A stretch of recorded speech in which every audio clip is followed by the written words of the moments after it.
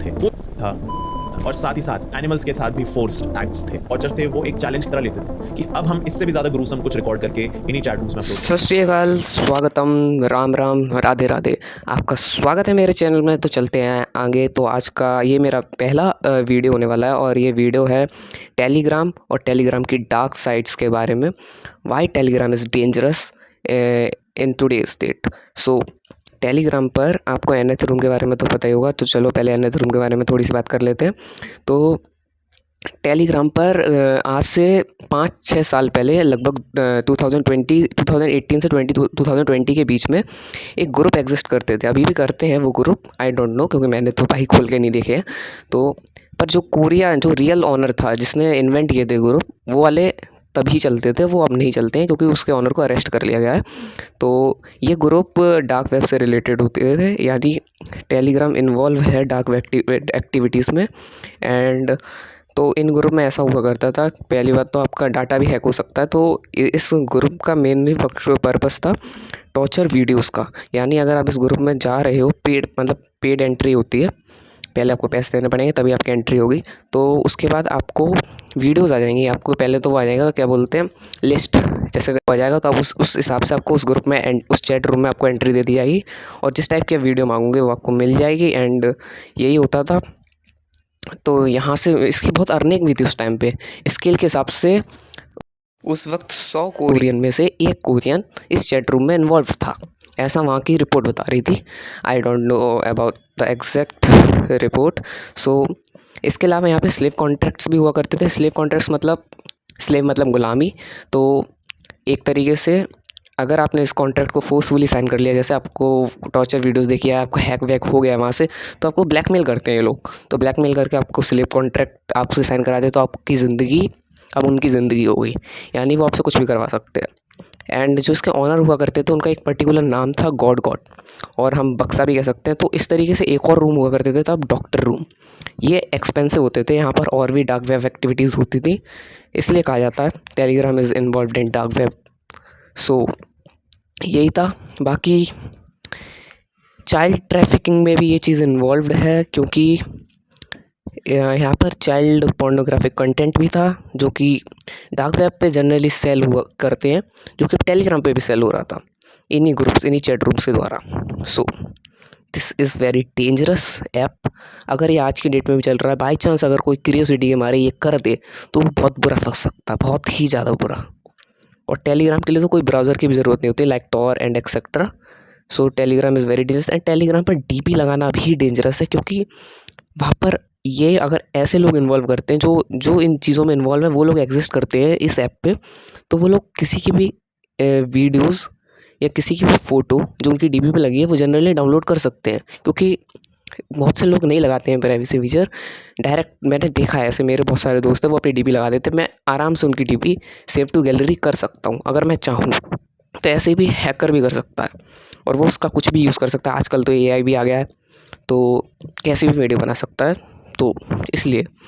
And मैं अभी आपको कुछ वीडियोस दिखाऊंगा जो मैंने इसमें ऐड कर रखी हैं, वो आप देखना।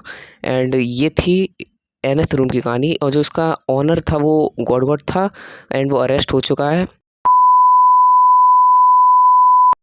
तो आप ऐसे वीडियोस, ऐसे ग्रूसम वीडियोस, टॉर्चर वीडियोस आराम से शेयर कर सकते हो इस ऐप पे। जो इन चैट रूम्स के एडमिन्स थे वो काफ़ी ज़्यादा स्मार्ट थे। वो मल्टीपल अकाउंट्स यूज़ करते थे एंड आईपी एड्रेस वीपीएन से हाइड रहता था। सारी की सारी पेमेंट्स क्रिप्टो में होती थी, जिससे कोई ट्रेस ना बचे। मैंने वीडियो की स्टार्टिंग में ही बोला था कि ये एक तरीके से डार्क वेब लेवल एक्टिविटी ही थी जो सरफेस वेब पे हो रही थी। जब गॉड को कस्टडी में लिया गया तो उसने ये खुद बोला कि वो कभी भी इन चैट रूम्स के लिए अपना फ़ोन यूज़ नहीं करता था। एंड सारी की सारी करेंसी और जितना भी पैसा था वो गिफ्ट वाउचर्स के थ्रू ट्रांसफ़र होता था। तो जब गॉड पकड़ा गया था, तो अगर वो अपना दूसरा फ़ोन भी फेंक देता जब वो अपने पहले फ़ोन के साथ पकड़ा गया था, तो पुलिस के पास कोई एविडेंस नहीं होता कि यही इंसान गॉड है और इसी ने एनएथ रूम्स क्रिएट करे। ये सारे चैट रूम्स कम से कम 2 साल तक चलते रहे, जब तक इन चैट रूम्स को बंद नहीं कर दिया गया और इनके एडमिन्स और क्रिएटर्स को पकड़ नहीं लिया। police revealing the identity of the main suspect in an online so-called sextortion ring. Jo Ju Bin is suspected of forcing women and children to film themselves carrying out sex acts that sometimes involve rape and violence. और जब ऐसे chat rooms का part हो सकता है, south Korea के millions and millions of people ने petition sign करा था कि जितने भी लोग इस ग्रुप में, इस चैट रूम में इन्वॉल्व थे, इन सब एक्टिविटीज में इन्वॉल्व थे, उन सबके नामों की लिस्ट निकली। फाइनली मार्च 2020 में पुलिस ने चो जू बिन, जो डॉक्टर था, उसको पकड़ा। पुलिस को पता चला था कि जो डॉक्टर है वो पेमेंट्स कलेक्ट करने के लिए कौन सा क्रिप्टो एक्सचेंज सेंटर यूज करता था, और पुलिस ने इसी पूरी ट्रेड को, इसी क्रिप्टो सोर्स को ट्रैक करके डॉक्टर को पकड़ा था। 저 조주빈 씨, 텔레그램에서 박사 본인 맞죠? 미성년자 포함 여자들 여러 명 꼬셔서 이상한 영상 만들고 유포시키고.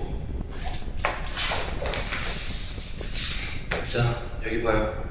이거 본인 맞지?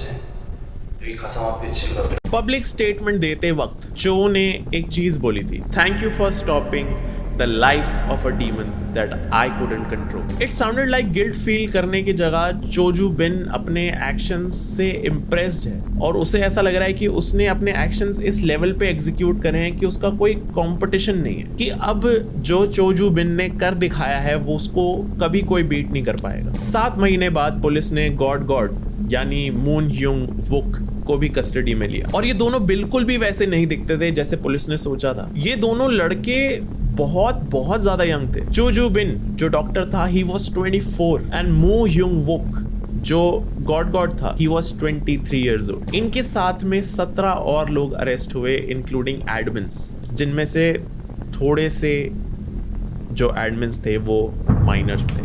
फाइनली ये सारे chat rooms completely shut down कर दिए गए थे। चो जो डॉक्टर था उसको 42 इयर्स की जेल मिली in October 2021, and Moon Hyung Wook जो गॉड था उसको 34 इयर्स की जेल हुई इन अप्रैल 2020। ऐसे लोग कैसे ब्रीड होते हैं जो इंसान को ही एक ऑब्जेक्ट की तरह ट्रीट करते हैं? ये केस दिखाता है कि टेक्नोलॉजी कितनी ज्यादा डेंजरस हो सकती है जब वो गलत हाथों में पड़ जाए। लेकिन अगर ये सब कुछ ऑनलाइन हो सकता है बिना फिजिकल टच के, तो रियल कल्प्रिट सिर्फ क्रिएटर्स और एडमिन्स नहीं है, बल्कि वो सारे लोग भी हैं जो इन सारे कंटेंट को देख रहे थे। The watchers, the subscribers, basically जिन लोगों ने पैसे दिए थे इस सर्विस के लिए, वो सारे के सारे गुनहगार, और उन सबको पनिशमेंट मिलनी चाहिए। That it for today, like, share and subscribe for these type of content and more.